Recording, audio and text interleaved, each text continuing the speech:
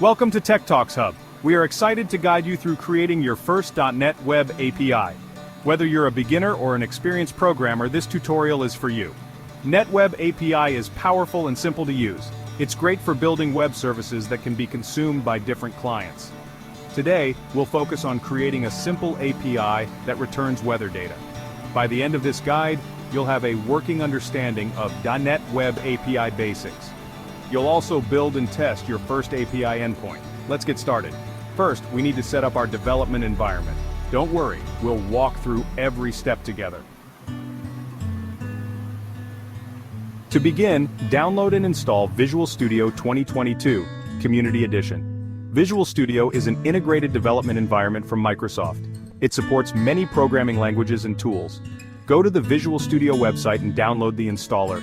It's free to use and the Community Edition is perfect for individual developers.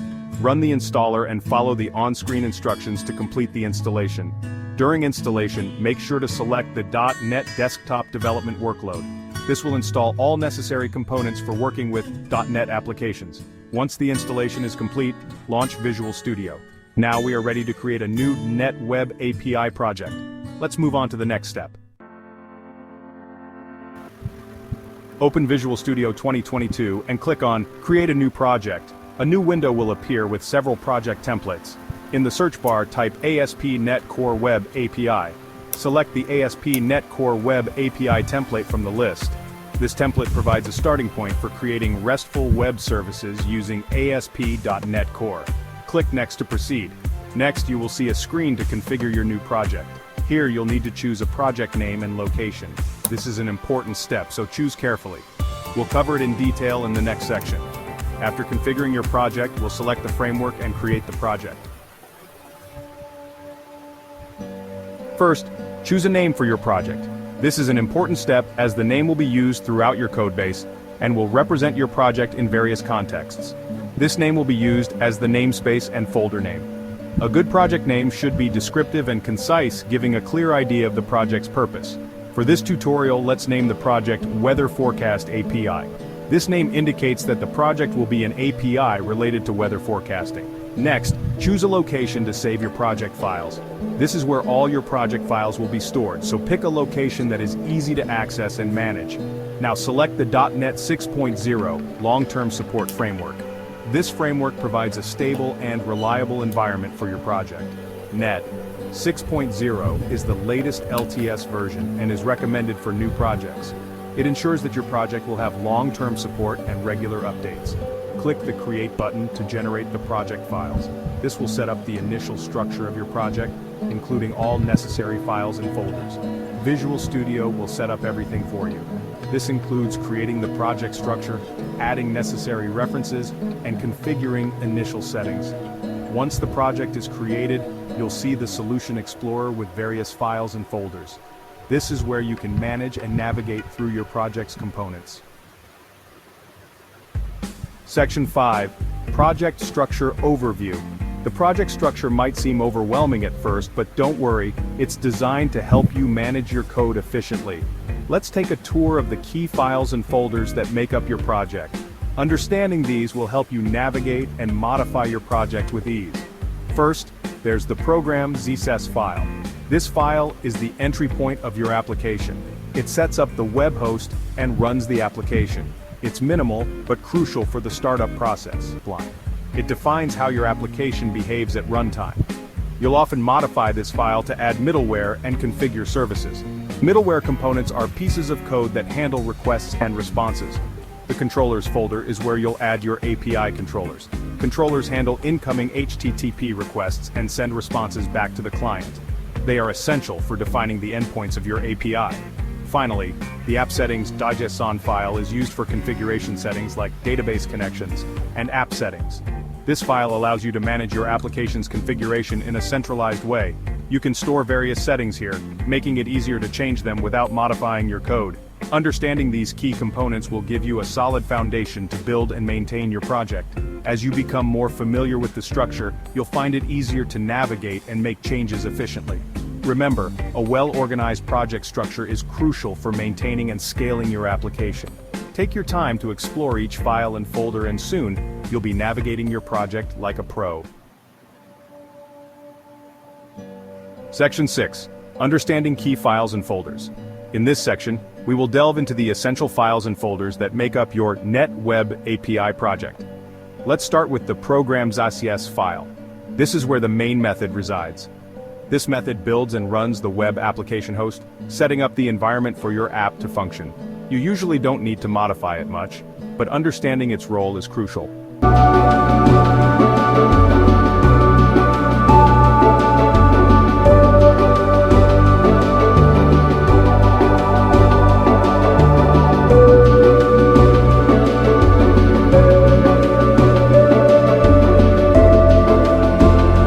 It contains two important methods: configure services and configure.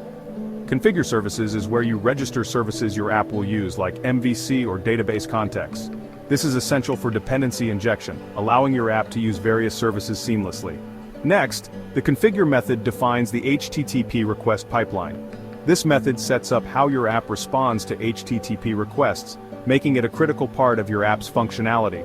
The controllers folder is where you'll add your controller classes. Each controller handles a specific set of actions, like retrieving data or processing a form submission. Controllers are the heart of your application's logic, directing traffic and ensuring that the right data gets to the right place. We'll add our first controller here soon, giving our application the ability to handle user interactions. Finally, the app settings.json file is a JSON file for app configuration. You can store settings like connection strings and custom configurations here. This file is loaded at runtime and can be accessed programmatically, making it a flexible way to manage your app's settings. Each file and folder has a specific role, and understanding them will help you navigate and manage your project more effectively. As you continue to develop, you'll find yourself frequently interacting with these components, so it's important to get comfortable with them early on. With this knowledge, you're well on your way to becoming proficient in managing your application's structure and configuration. Section 7, creating your first controller. Now let's create our first controller. Right-click on the folder in the Solution Explorer, select Add and then Controller. A new window will appear with several templates. Choose API Controller, Empty, and click Add.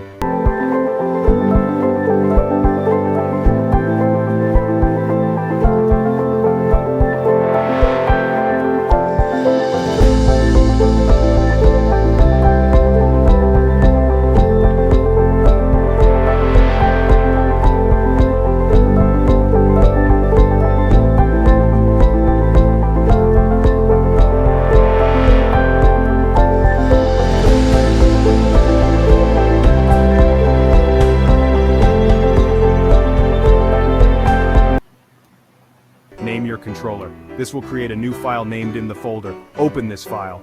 Inside the controller file, you'll see a basic class definition. This is where we'll add our endpoints. Let's start by adding a simple get endpoint. This endpoint will return some dummy weather data. With our controller in place, it's time to write some code.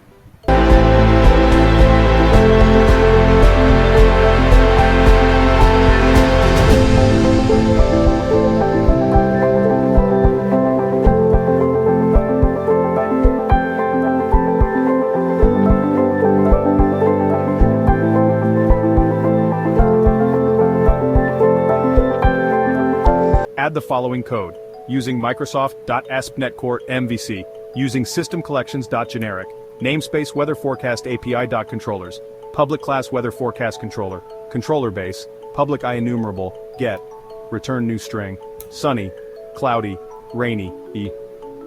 This code defines a get endpoint that returns an array of weather conditions.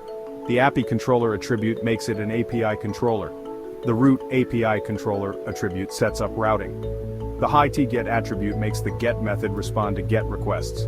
When a get request is made to API weather forecast, this method returns a list of weather descriptions. Now let's run the project and see our API in action. Section 9, running the project. To run your project, press F5 or click the green play button in Visual Studio. This will build and run your application. Visual Studio will open a browser window pointing to, you should see a default welcome page. In the browser's address bar, append to the URL. You should now see a JSON response with our weather data. Next, let's test our API using Postman.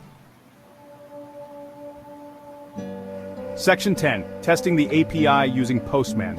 Postman is a popular tool for testing APIs. If you don't have it, download and install Postman from their website. Once installed, open Postman and create a new GET request. In the request URL field, enter. Click Send to make the request. You should see the same JSON response we saw in the browser. Using Postman, you can test various aspects of your API. You can send different types of requests, add headers, and inspect responses. It's an essential tool for API development. With Postman, you can ensure your API works correctly before deploying it. Section 11. Conclusion and next steps. Congratulations, you've successfully created your first .NET Web API. You've learned how to set up your development environment, create a new project, and add a controller. You've also run and tested your API using Postman. This is just the beginning. There are many more features and best practices to explore in .NET Web API development.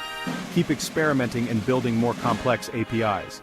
If you enjoyed this tutorial, please like, subscribe, and comment. Your feedback helps us create better content. Thank you for joining us at TechTalks Hub.